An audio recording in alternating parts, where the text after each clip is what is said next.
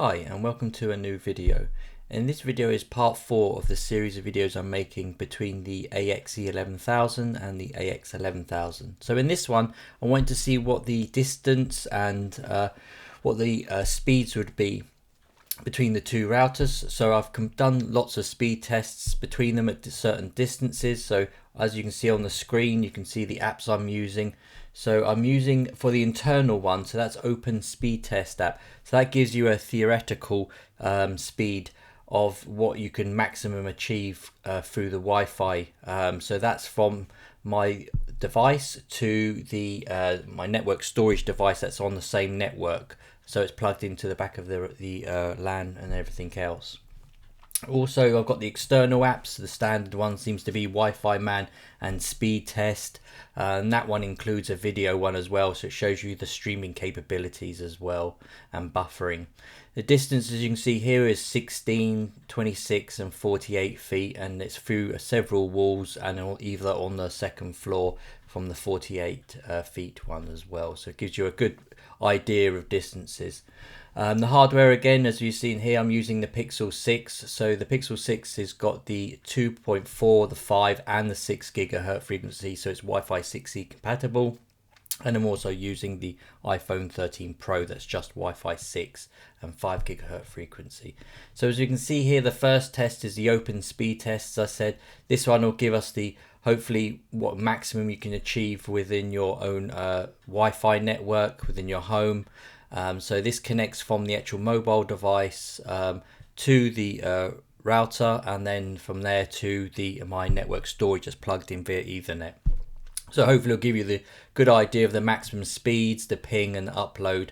So if you are transferring files back and forward between several computers and things like that, it gives you an idea of the actual ping and upload. Now I do this a few times as well as on the next on speed tests.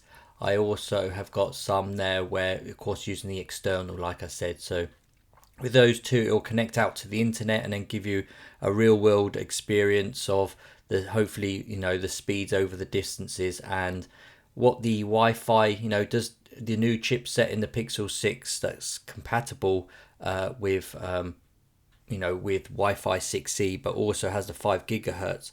Does that improve over the older chipsets that are only Wi-Fi 6 and only 5 gigahertz?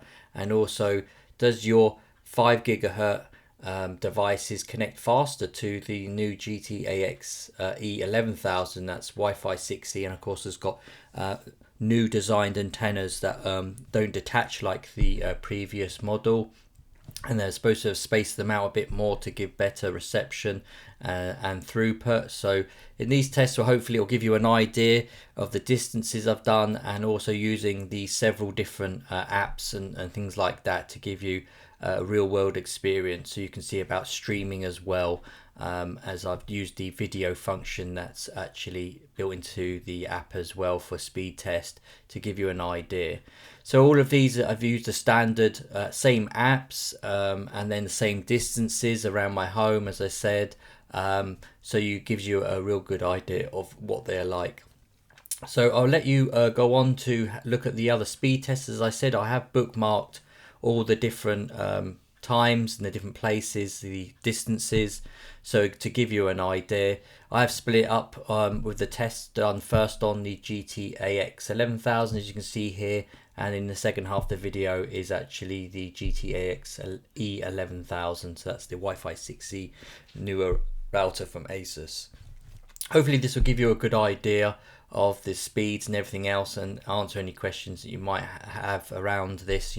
Is it worth upgrading? Because will it give you better speeds even on your Wi-Fi 6 devices at a 5 gigahertz?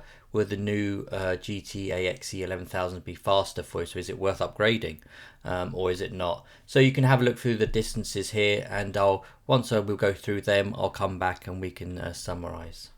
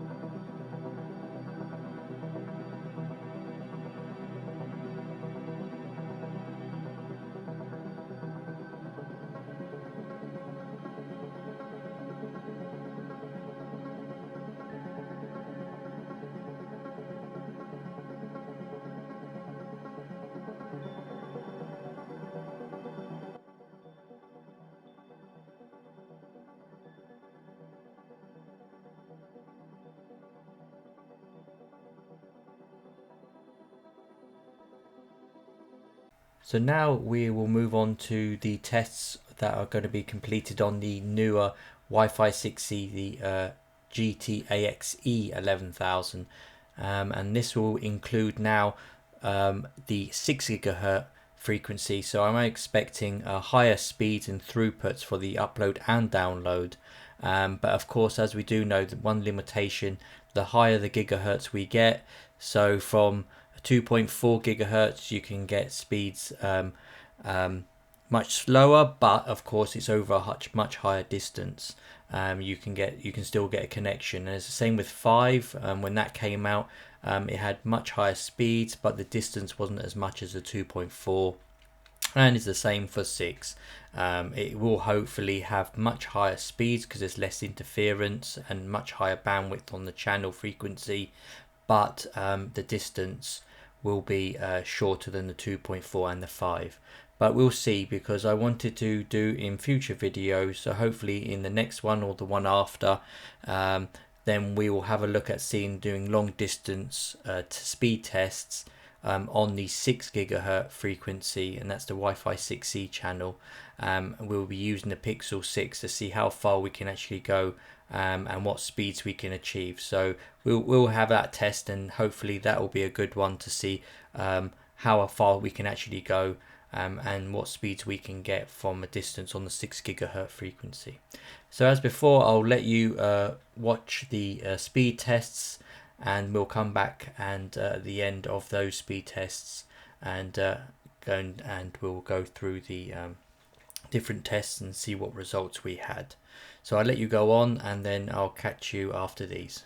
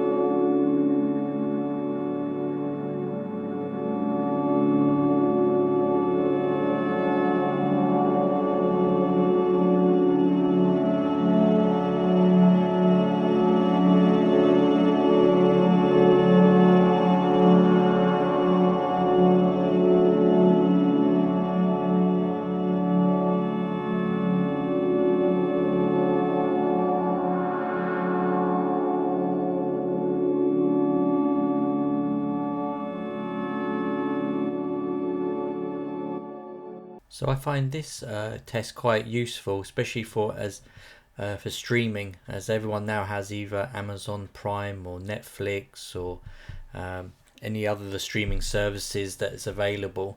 It seems to be you have a subscription for everything these days. They want your money and every month, but it gives you an idea of at least testing the different. If you do have a 4K TV, then you do want to perhaps be able to stream 4K at least, and because you normally have to pay extra for those subscriptions anyway, so it gives you a good idea on here that if you can actually stream further away at 4K or even at lesser resolutions without any buffering and things like that. So I think that's a good feature they've got into the speed test app. Wi-Fi Man is really good as well, because you can see here the actual. I find it's quite stable on when I select the same server in London all the time, and then the speeds and everything else seems to be quite constant as well.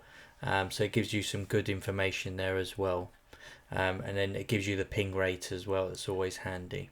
So hopefully these videos and these in the series have given you a better understanding of the different routers, and also this video, the speed tests and what speeds you can achieve, as we did see on the Pixel 6 under the 6 GHz frequency and as close to the router as possible. We were achieving 1600 and 1800 upload speeds. So that is within your LAN, of course, but if you are using Wi-Fi to transfer files from one computer to your NAS or to another device, you can see the theoretical speeds you can get. So they are incredible, to be honest, the speeds. I mean, it's even better than gigabit Ethernet.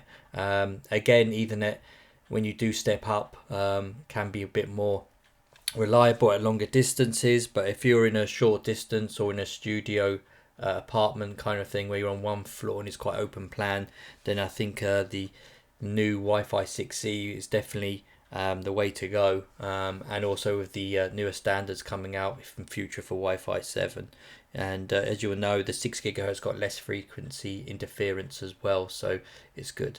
So hopefully, yep, these speed tests have given you an idea of the distances. As we've seen, the speeds on Wi-Fi 6 devices doesn't really improve that much on a new Wi-Fi 6E, the GT-AXE router. So if you've only got Wi-Fi 6 devices, it probably still not worth upgrading. But if you do have Wi-Fi 6E devices, and more are coming available all the time, or you haven't even got a router yet, then it's best to get the GT-AXE11000, so future-proof for a bit longer.